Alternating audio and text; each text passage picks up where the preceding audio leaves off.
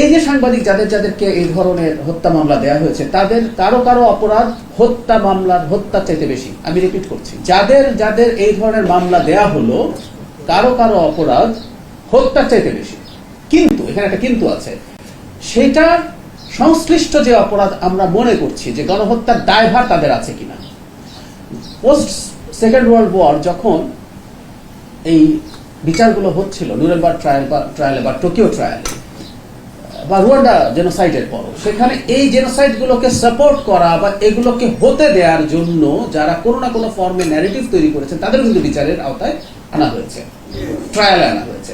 সুতরাং তাদের যাবে না তা বলছি, কিন্তু আমি আপনার সাথে এটা একমত, যেই অপরাধে যেই অভিযোগে তারা গ্রেফতার আছেন, আমি এই দায়িত্বে আসার আগেও নির্বাচনের আগেও আমি বলেছি যে এই কাজগুলোতে তাদেরকে অভিযুক্ত করা ভুল। এখন এই যে অভিযুক্ত তারা আছেন, মাননীয় প্রধানমন্ত্রীর সামনে নোয়াবের প্রতিনিধিরা এইটা তুলেছিলেন এবং মাননীয় প্রধানমন্ত্রী বলেছেন যে এই ব্যাপারে সরকার চেষ্টা করবে। এখানে একটা কথা বুঝতে হবে, এটা একটা বিচারিক প্রক্রিয়া, মানে এটা সরকার সবকিছু করে ফেলতে পারে না। এটা একটা বিচারিক প্রক্রিয়া, বিচার বিভাগের সাথে কোলাবোরেট করে সরকারের যতটুকু সম্ভব সরকার সেই কাজটা নিশ্চয়ই করবে। কিন্তু আমি আবারও বলি যে এই সরকারের সময় অন্তত কেউ যাতে অন্যায়ভাবে আটক না থাকেন, অন্যায়ভাবে ট্রায়ালের মধ্যে না যান, সেই চেষ্টা সরকার করবে। আমরা দেখেছি যে 5 আগস্টের পরে সময় টেলিভিশন সহ অনেকগুলো টেলিভিশন, এখন টেলিভিশনেও বেশ কয়েকজন সহকর্মীকে চাকরিচ্যুত করা হয়েছে, যে কোনো ভাবেই হোক না কেন সেটা করা হয়েছে, নজরে এসেছিল। এই বিষয়গুলো নিয়ে কি আপনারা কোনো ধরনের পরবর্তীতে আর কোনো পদক্ষেপ নেওয়া হয়েছে কিনা? এর পরেও মানে আমরা দেখেছি গত মাসেও আমরা দেখেছি যে কয়েকজনকে চাকরিচ্যুত করা হয়েছে।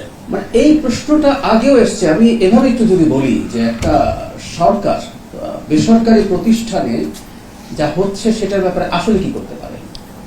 বেসরকারি প্রতিষ্ঠানের যে নিয়ম নীতির অধীনে কেউ চাকরিতে যান, কেউ যদি সেখানে অন্যায়ের শিকার হন, তিনি যদি সংক্ষুব্ধ হন, তিনি কিন্তু আইনি প্রতিকার চাইতে পারেন। এগুলো কিন্তু প্রত্যেকটা বেসরকারি প্রতিষ্ঠান, এবং আপনারা জানেন শুধু এই সেক্টর না, আমি ফ্র্যাঙ্কলি বলি, অন্যভাবে নেবেন না আশা করি। আপনারা সাংবাদিকরা যেহেতু আমাদের সামনে আসতে পারছেন, প্রশ্ন করতে পারছেন, তাই প্রশ্ন করছেন, কিন্তু আমাদের কি প্রায় সব বেসরকারি প্রতিষ্ঠানে একই ধরনের প্রবণতা আছে না? ব্যাংকে আছে বা অন্যান্য জায়গায়ও আছে, চাকরিচ্যুতির ঘটনা ঘটে।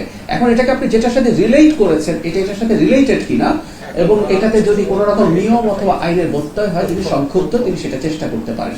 গ্রসলি আমি যে কথাটা বলতে চাই, সাংবাদিকদের চাকরির নিশ্চয়তা এবং সাংবাদিকরা যাতে নির্বিঘ্নে সাংবাদিকতা করতে পারেন, এটার জন্য নীতিমালা এবং আইন প্রণয়ন এবং সেটার যদি প্রয়োজনীয় যুগোপযোগী করা, সেটা সরকারের দায়িত্ব আছে। এইসব ক্ষেত্রে আমরা যদি মনে করি কোনো কোনো ক্ষেত্রে, বিশেষ করে যারা এমপ্লয়ার আছেন তারা সাংবাদিকদেরকে নানাভাবে নিগৃহীত করেন, আইনের যদি সংস্কার প্রয়োজন হয়, আমরা নিশ্চয়ই সেটা